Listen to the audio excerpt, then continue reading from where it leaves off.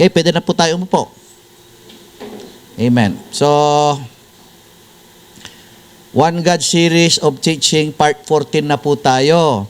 Ano po ba yung Part 14? Okay, so Part 14 po, controversial issues. Okay, mga issue, kasi isa lamang ang Diyos, pero bakit ganon? May mga controversial issue na pag binasa mo, parang lumalabas ata, 2, 3, isa lang naman talaga ang Diyos. Okay, so pag-aralan na po natin itong controversial issue. Marami ito, kaya lang 2 lang po yung aking sinulat ngayon. So susunod, controversial issues pa rin hanggang sa matapos po tayo. Okay, so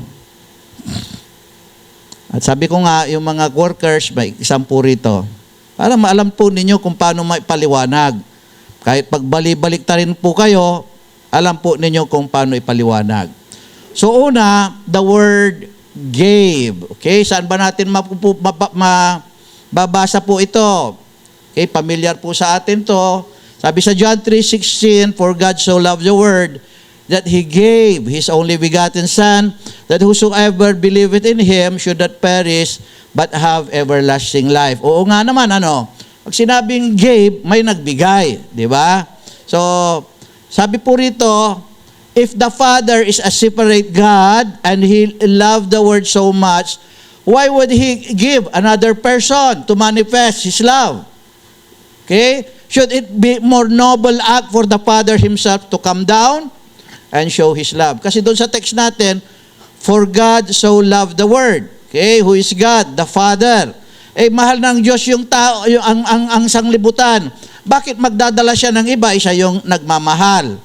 Di po ba higit na mas magandang bagay na hindi siya magpadala o hindi siya magbigay ng iba para maipakita niya yung kanyang pagmamahal, ngunit siya mismo, ipakita niya yung kanyang pagmamahal. Kasi nga siya yung nagmamahal. Hindi po ba? Okay? If the Son was given and the Father was the giver, how would equality in the Godhead still be the truth? Kasi po sa doctrines of the Trinity, the Father is God, the Son is God, and the Holy Spirit is God. And they are co-equal. Pare-parehas po yan. Kaya lang, kapag may giver, yun yung higit na nakakataas sa ibinigay. So walang equality po doon. Lalabas, walang equality.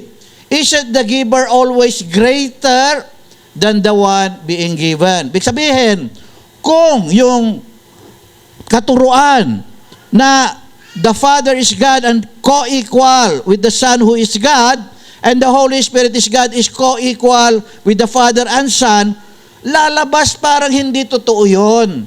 Kasi nga, may giver at may ibinigay. Okay, so mawawala po yung co-equality. Why did the Father give the Son and not the Holy Spirit into the world to die for our sins? Bakit parating ang binibanggit lamang ay Son? Bakit hindi sinabi Holy Spirit? Di ba part of the Godhead? Di ba? Are they not co-equal with God? Why was the Holy Spirit not mentioned in the plan of salvation? Doon sa John 3:16, "For God so loved the world that He gave His only begotten Son." Okay, eternal life ang pinag-uusapan po doon. Whoever believes in Him shall not perish but have eternal life. Bakit hindi binanggit yung Holy Spirit? Kung yun ang totoo. Okay, so pag-aaralan po natin. So what actually was given? Ano ba talaga yung ibinigay? Okay? Hebrews 10:5. Sabi po rito, "Wherefore, when He cometh into the world, He saith," sinabi niya, "Sacrifice and offerings thou wouldest not." Ayaw mo sa sacrifice and offering na. Okay, doon sa mga sacrificial offering ng mga hayop. "But a body hast thou prepared me." Pero naghanda ka ng isang katawan. So ano yung ibinigay? Kung pinag-uusapan ay sacrificial offering, animal and sacrificial offering na inalis na, ano yung ibinigay? Ang ibinigay ay yung substitution. Yung substitution ay yung katawan na mamamatay, hindi na katawan ng hayop, kundi katawan na ipinrepair para mamatay para sa ating pong kasalanan. Amen? It is the body which was given so that God can suffer and die for our sins. If God is a spirit, John 4:24, and the spirit does not have flesh and bone, Luke 24:39, God could not show His love to us because He would then had no body to suffer and die for our sins. He would also had no blood, Matthew 16:17, to shed and wash our sins. Kung ang Diyos ay hindi nakatawang tao, siya ay nasa spirit form, wala siyang katawan na kung saan magsasuffer siya. Wala siyang katawan na kung saan mamamatay yung katawan, kasi yung spirit ng Diyos, hindi po yun namamatay. Yung spirit ng Diyos, wala yung dugo. Wala yung katawan wala yung dugo na mabubuhos sa cross of Calvary para malinisan tayo sa ating kasalanan. Kaya ano yung binigay? Yung katawan para mamatay. Because in the spirit form, God has no body and blood and bone. Okay? 1 John 3:1 and 5 makes it clear that the Father was the one manifested to show His love towards us. So kung babasahin natin ang 1 John chapter 3, 1 to 5, ay makikita natin doon na sinasabi na ang Ama ang nagmanifest ng kanyang pagmamahal. Basahin natin. 1 John 3:1, Behold, what manner of love the Father has bestowed upon us, that we should be called the sons of God. Therefore the world knoweth us not, because it knew Him not. Tignan natin na ang pagmamahal ng Ama na ibinigay sa atin. Anong pinag-uusapan? Pagmamahal ng Ama. Father, love, what manner the love of the Father. Yan ang pinag-uusapan na ibinigay sa atin. Lulungdag po tayo sa verse 5. Okay? 1 John 3:5. And you know that He was manifested to take away our sins, and in Him is no sins. Binanggit sa verse 1 yung Ama. Pagdating sa verse 5, you know that He, sino yung He? Di yung Ama, was manifested to take away our sins. Kasi ang Ama ay hindi nakikita kailanman. He is Spirit. He manifested to take away our sins. Nagpakita siya. Nagpakita siya sa laman. 1 John 3:16, and without controversy, great is the mystery of godliness. God was manifest in the flesh. Ang Diyos ay napakita sa laman o nahayag sa laman. Okay? So ilan ang Diyos? Iisa ang Diyos. Sino ang Diyos? Ang Ama ang Diyos. Anong ginawa niya? Ang Diyos ay nahayag sa laman. Okay? Nahayag siya. Justified in the Spirit. Sin of angels. Nakita siya ng mga anghel. Preach unto the Gentiles. Believe on in the word. Receive up into glory. Okay? So yun po yun. Ano yung ibinigay?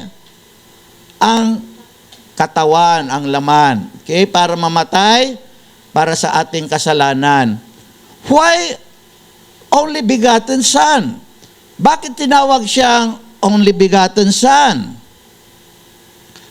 The only begotten Son, or translated in International Version, unique Son, is because Jesus is the only one born by the Holy Spirit through a virgin birth. Okay? Siya lang kasi yung ipinanganak sa pamamagitan ng Holy Spirit sa isang birhen. Anong sinabi sa Luke 1:35? The angel answered her, the Holy Spirit will come over you. Will is future tense. And the power of the Most High will surround you. Okay, future tense pa rin.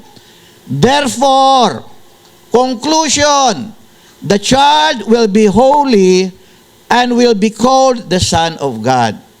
Kasi may therefore, yung mangyayari na kung saan yung Holy Spirit ay lililim kay Maria at ang kapangyarihan ng Diyos ay mapapasa kanya. Dahil ang Holy Spirit ay Diyos, sa makatuwid, yung ipanganganak na bata ay tatawaging Son of God. Ibig sabihin, ang Son of God ay resulta ng virgin birth. Ibig sabihin, wala nang ipinanganak na iba pa sa pamamagitan ng Holy Spirit sa isang birhen. May kilala pa ba kayo? Kaya only begotten. Kaya unique son. Siya lamang. Kaya tinawag siyang only begotten. Okay? Jesus actually gave himself on his own accord. So may Biblia na kung saan sinasabi, ibinigay talaga ni Jesus Christ yung sarili niya. Ibig sabihin, hindi siya ibinigay, kundi siya mismo yung nagbigay ng kanyang sarili. John 10:18, no man take it from me, but I lay down of myself. Okay? I have the power to lay it down. May power siya para ibigay, and I have the power to take it again. Yung kanyang buhay, ang kanyang tinutukoy. This commandment have I received of my Father. Okay? So may Father. So, bilang tao, may tatay siya. Pero bilang Diyos, pag nagsasalita siya bilang Diyos, siya daw po yung nagbigay sa kanyang sarili. Sino yung Son? Yung katawan, yung Son. Yun yung virgin birth by the Holy Spirit. Saan nagkakaiba? Sa role at saka sa nature. God, okay, is the Father is a Spirit and He is everlasting. Iba yung kanyang role. He cannot be seen. Amen? Pero yung anak, may different role and different nature. Kaya nga, nung nagkatawang tao siya, siya ay umiyak, siya ay kumain, siya ay uminom, siya ay nanalangin. Kasi nga, iba ang role ng pagkakatawang tao po ng Diyos. The word sent, pinadala. John 3:17, for God sent not His Son into the world to condemn the world, but the world through Him might be saved. Ano ba itong meaning po ng sent?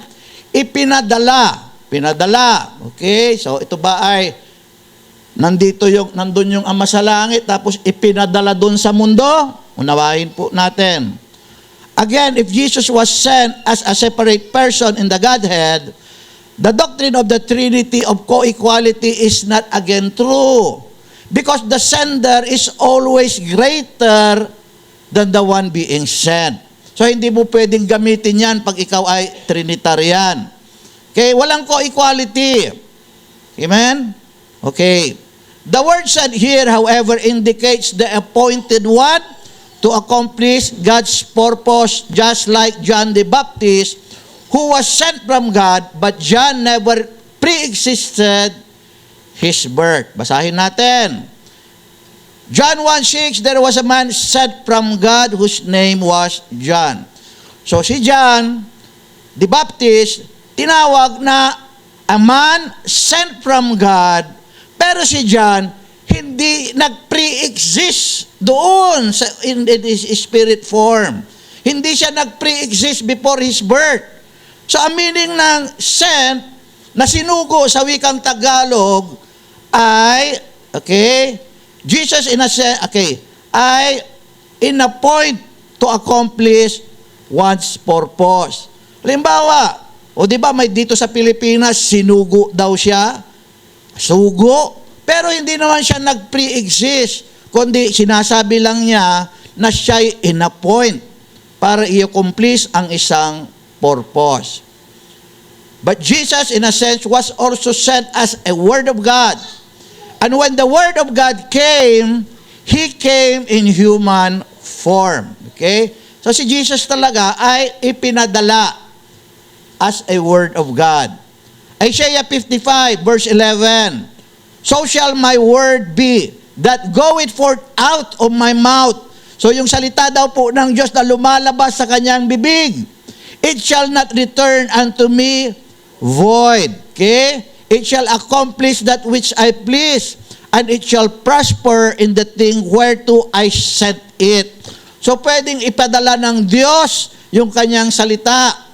At yung salita ng Diyos at siya ay iisa, kaya gaya ko, yung salita ko ay hindi hiwalay sa akin. Sabi ng John 1:1, in the beginning was the Word, and the Word was with God, and the Word was God. Ang salita ng Diyos ay Diyos. Ang salita ay Diyos. John 1:14, ipinadala yung salita, and the Word was made flesh and dwelt among us, and we beheld His glory, the glory as of the only begotten of the Father, full of grace and truth. Ipinadala. Pinadala naman talaga. Ngunit nung dumating yung pinadala, ito ay sa anyong tao. Nagkatawang tao yung salita. How the Son of God was sent. Paano naman ipinadala yung Son of God? Paano ba siya pinadala? Ayon sa Biblia. Galatians 4:4. But when the fullness of the time was come, God sent forth His Son, made of a woman, made under the law. Okay, tingnan nyo mabuti. Gamitin nyo ng microscope. Tingnan nyo mabuti at pag-aralan. Pag sinabing, okay, pinadala siya. May fullness of the time. Not from eternity past. Fullness of the time. Okay? Yung po ibig sabihin dyan namang makukuha mo sa verse na dyan. The Son came at the fullness of time, not in eternity past. Okay? Kaya nga, the Word made flesh, my beginning. God manifested in the flesh, my beginning. Okay? Today, you are going to be my son. Today is a beginning. My fullness of time. Okay? So, may specific time. The Son was sent of a woman not begotten. Ayan, no? Nakasulat. God sent forth His Son, made of a woman. Okay? Not begotten eternally. Galing siya sa isang nanay. Not begotten eternally. Naunawahan po ba natin? Amen. Number 3. The Son was sent under the law, not before the law. Okay?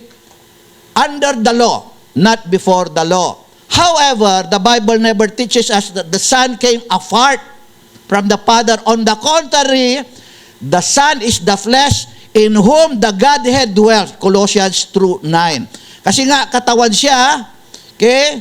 Sabi ng Panginoon, Colossians 2:9, for the fullness of the Godhead bodily dwells in Jesus Christ. The body is the temple of the living God. Sa yung templo na pinananahanan po ng Diyos. Sa yung manifestation, more than the temple, kasi nga siya yung manifestation of the invisible God. And Colossians 1:15, He is the visible likeness of the invisible God. So hindi itinuturo ng Biblia na ang Son ay nag-exist separate from the Father. On the contrary, okay? Kundi sinasabi na yung Son ay siyang pinananahanan ng Ama na nasa langit, or your fullness of the Godhead dwells in Jesus Christ. Malinaw po ba? Amen. May tanong kayo? Ayon dito, kasi marami pa akong itatapik. Sister Sonia, parang may tanong ka ata.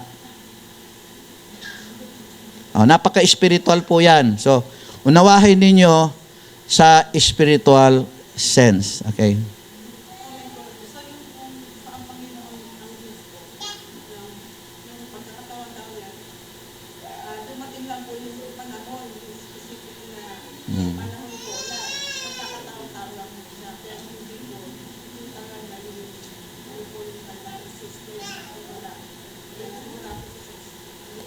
Nakalimutan nyo na yung pinag-aralan natin, yung man at saka divine. Bilang tao, pinanganak, bilang Diyos, He is from eternity. Micah 5:2. But you, Bethlehem Ephratah, will come forth from the tribe of Judah. Okay? Iba panganak sa Bethlehem. Okay? Whose going forth ang kanyang pinagmulaan ay from everlasting. Yung everlasting, Diyos yun. Pero ipinanganak bilang tao. Nakuha ninyo. Wala na? Okay. Thank you. Tapos na po tayo.